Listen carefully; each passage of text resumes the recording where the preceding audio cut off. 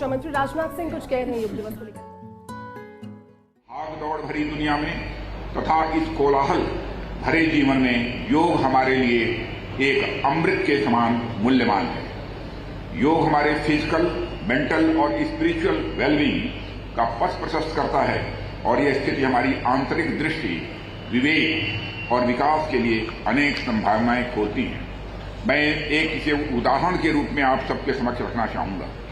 आप सभी जानते हैं कि जब पहली बार कंप्यूटर का आविष्कार हुआ था तो वह कंप्यूटर करीब 1 या 2 रूम्स के बराबर, कमरों के बराबर हुआ करता था। मतलब उसका हार्डवेयर बहुत ही बड़ा था, लेकिन उसका सॉफ्टवेयर यानी कि उसकी कैपेसिटी महज कुछ मेगाबाइट्स की थी। धीरे धीरे उसके विकास का क्रम आगे बढ़ा और कंप्यूटर बनाने वाले वैज्ञानिकों ने उसके हार्डवेयर के साथ साथ सॉफ्टवेयर के विकास पर ज्यादा ध्यान देना प्रारंभ किया। फिर धीरे धीरे उनके सॉफ्टवेयर की कैपेसिटी बढ़ती गई और कंप्यूटर हार्डवेयर का आकार धीरे धीरे छोटा होता चला गया। जो कंप्यूटर पहले 1 या 2 रूम्स के बराबर था, वह धीरे धीरे एक बड़ी टेबल के बराबर हुआ और फिर एक छोटी टेबल के बराबर हुआ और आज जो लैपटॉप और मोबाइल फोन हम हाथ में लिए घूमते हैं, हम प्रत्यक्ष अनुभव कर सकते हैं। हमारे देश के वैज्ञानिकों ने, दुनिया के वैज्ञानिकों ने क्या करिश्मेटिक काम किया है।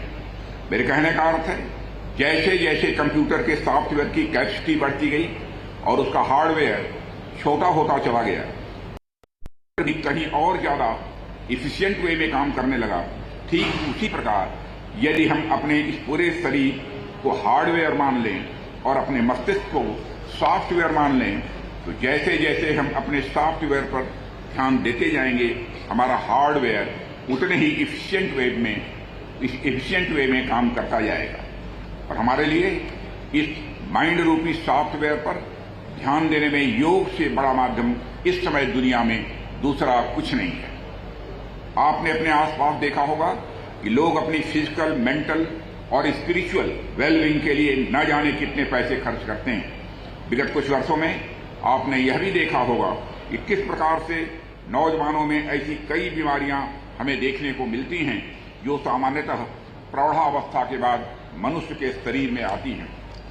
इसके अलावा लोगों में एंजाइटी, डिप्रेशन जैसी समस्याएं भी लगातार घर करती जा रही हैं।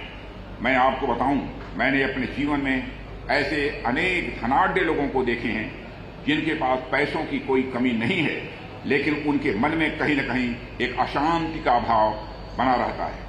वो अपनी शारीरिक, मानसिक और आध्यात्मिक शांति हासिल नहीं कर पा रहे हैं।